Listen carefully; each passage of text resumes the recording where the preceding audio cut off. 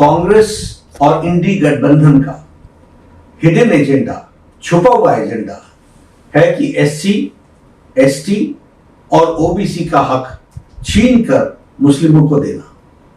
कांग्रेस कहती है कि देश के संसाधनों पर पहला हक मुसलमानों का है, जबकि प्रधानमंत्री श्री नरेंद्र मोदी जी कहते हैं कि देश के संसाधनों पर पहला हक गरीबों का है।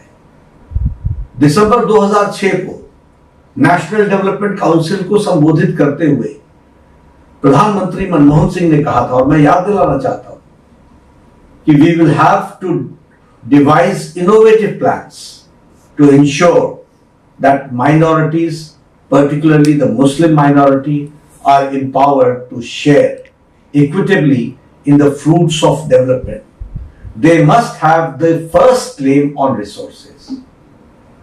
मनमोहन सिंह जी ने यह बयान गलती से नहीं दिया था, बल्कि जानबूझकर दिया था, क्योंकि अप्रैल 2009 में फिर से मनमोहन सिंह ने मुंबई में प्रेस कॉन्फ्रेंस के दौरान एक प्रश्न के जवाब देते हुए फिर अपने बयान को सही ठहराया और कहा कि माइनॉरिटीज का, खासकर मुस्लिमों को प्रायोरिटी मिलनी चाहिए और उनको संसाधनों, देश के संसाधनों पर पहला हक होना चाहिए।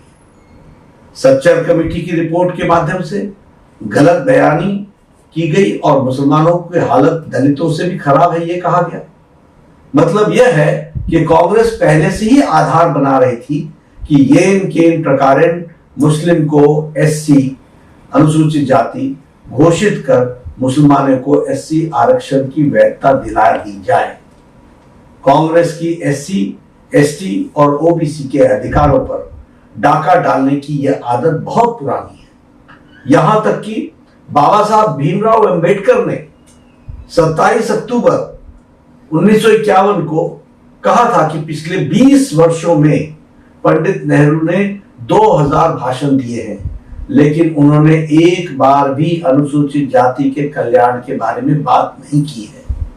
इससे आप अंदाजा लगा सकते हैं कि कांग्रेस पार्टी को हमारे लोगों के प्रति कितनी सहानुभूति है। पंडित नेहरू हमेशा मुसलमानों के पक्ष में रहते हैं। मैं नहीं चाहता कि मुसलमानों की उपेक्षा हो, कदापि हम नहीं चाहते कि मुसलमानों की अपेक्षा हो, लेकिन मैं यह जरूर चाहता हूं कि मुसलमानों को अन्य समुदायों की कीमत पर अनुचित लाभ नहीं उठाना चाहिए। जिन्हें अधिक सुरक्षा की आवश्यकता है उन्हें ही लाभ मिलना चाहिए। कांग्रेस ने राष्ट्रीय धार्मिक और भाषाई अल्पसंख्यक आयोग का गठन कर यह साजिश रची कि मुसलमानों में भी जाति है, इसलिए उनमें भी एससी माना जाए और एससी लिस्ट में आरक्षण दिया जाए।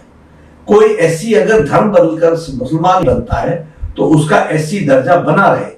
साथ ही ओबीसी के 27% से 6% काट कर मुसलमानों को आरक्षण दिया जाए।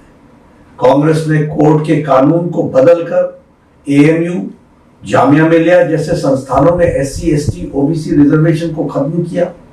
1981 में कांग्रेस ने एससी, एसटी और ओबीसी के रिजर्वेशन को छीनने के लिए अलग एएमयू अमेंडमेंट एक्ट 1981 लाकर कोर्ट के फैसले को बदल दिया। कांग्रेस सभी जातियों को ओबीसी यानी सामाजिक और शैक्षणिक रूप से पिछड़ा बता रही है। कांग्रेस ने आंध्र प्रदेश में 4 बार मुस्लिम रिजर्वेशन को इंप्लीमेंट करने की कोशिश की। सुप्रीम कोर्ट के इंटरवेंशन के कारण कांग्रेस सरकार इसे लागू नहीं कर पाई। 2009 में लोकसभा इलेक्शन में अपने मैनिफेस्टो को कांग्रेस ने जॉब और एजुकेशन में मुसलमानों को नेशन वाइड रिजर्वेशन देने की प्रॉमिस किया था। कांग्रेस चाहती थी कि ओबीसी रिजर्वेशन के अंदर मुस्लिम के लिए अलग से सब कोटा हो। 2011 में यूपीए 2 के दौरान माइनॉरिटी अफेयर्स मिनिस्ट्री ने ओबीसी कोटा के भीतर 8.4 सब कोटा का प्रस्ताव रखा, जिसमें मुसलमानों के लिए 6% रिजर्वेशन शामिल था। 2014 में लोकसभा इलेक्शन मैनिफेस्टो में भी कांग्रेस ने इस तरह की बातें की थी। इस बार भी कांग्रेस अपने मैनिफेस्टो में इसी तरह की बातें कर रही है। कर्नाटक में भाजपा सरकार ने रिलीजन बेस्ड रिजर्वेशन को खत्म कर दिया था, लेकिन कांग्रेस की सरकार आते ही तमाम मुस्लिम को ओबीसी कैटेगरी में डाल दिया। कर्नाटक में भी ओबीसी के अंदर कैटेगरी 2 भी बनाकर मुस्लिम जातियों को आरक्षण दे दिया गया। कांग्रेस ने अपने मैनिफेस्टो में कहा है कि देश के बहुसंख्यकवाद की कोई जगह नहीं है। मतलब उन्होंने एससी, एसटी, ओबीसी से सख्त नफरत है, क्योंकि देश में बहुसंख्यक आबादी इन्हीं गरीब लोगों की है। इन्हीं वर्गों की है। ये कांग्रेस का मैनिफेस्टो है और ये कांग्रेस का इंटेंशन।